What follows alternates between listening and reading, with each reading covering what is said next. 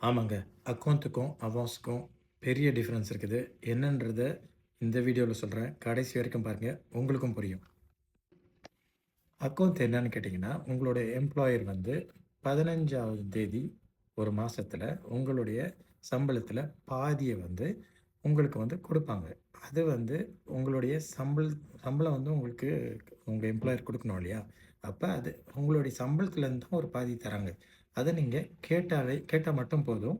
அவங்க உங்களுக்கு தந்தாகணும். அத வந்து அவங்க ரெஃப்யூஸ் பண்றதுக்கான வாய்ப்பு இல்ல.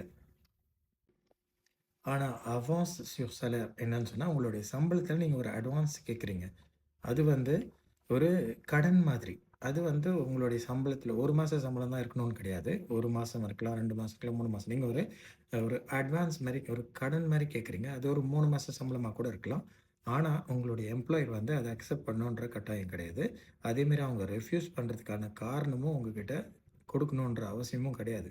தப்பி தவறி உங்களுக்கு இந்த அவான்ஸ் வந்து அவங்க அக்செப்ட் பண்ணிட்டாங்கன்னு சொன்னா, அது வந்து உங்களுக்கு குடுத்துட்டாங்கன்னு சொன்னா, அது எப்படி நம்ப திருப்பி கட்டுறது? திருப்பி கட்டுறதுக்கு வந்து கோட் டு ட்ரவாய் வந்து என்ன சொல்லுதுன்னு சொன்னா ஃப்ரான்ஸ்ல, ஒரு எம்ப்ளாயர் வந்து உங்களுடைய சம்பளத்தில 10%க்கு மேல உங்கள உங்களுடைய அவான்ஸ திருப்பி எடுத்துக்க கூடாது. அதாவது ஃபார் எக்ஸாம்பிள் உங்களுக்கு ரூ. 2000 நீங்க மாசம் சம்பாதிக்கிறீங்கன்னு சொன்னா, அவங்க மாசம் மாசம் உங்க சம்பளத்தில ரூ. 200 தான் பிடிக்கலாம்.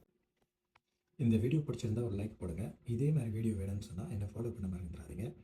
மத்தவங்களுக்கும் ஷேர் பண்ணுங்க. ஓகே.